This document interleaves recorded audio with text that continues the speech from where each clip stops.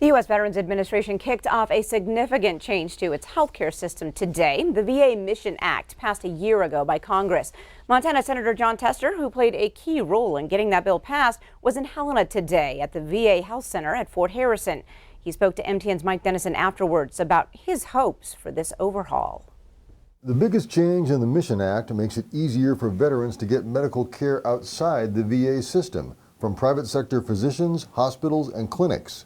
Vets will be able to seek outside care if their wait to see a VA doctor is at least 20 days. And what we tried to do with the Mission Act is make sure that the veterans got care, quality care, in a timely manner. And if we get it implemented correctly, that's exactly what's going to happen. About 47,000 Montana military veterans use the VA health system, and as many as 30,000 more may be eligible. The Mission Act replaces the 2014 Choice Act, which Tester called a train wreck from the get-go because of its many problems in trying to arrange outside care. He told reporters Thursday that Congress gave the VA a year to get the new changes ready, and that communication will be the key to making it work.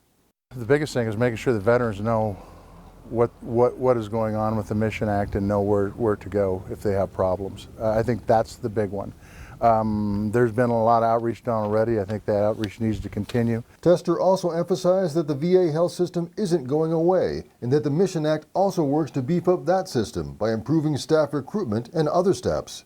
And Tester promised that Congress will be keeping a close eye on the changes to see how they're working or not.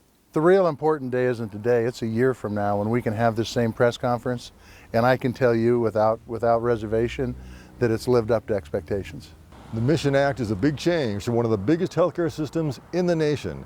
And as Senator Tester said here Thursday, only time will tell if it works out as planned. At Fort Harrison, Mike Dennison, MTN News.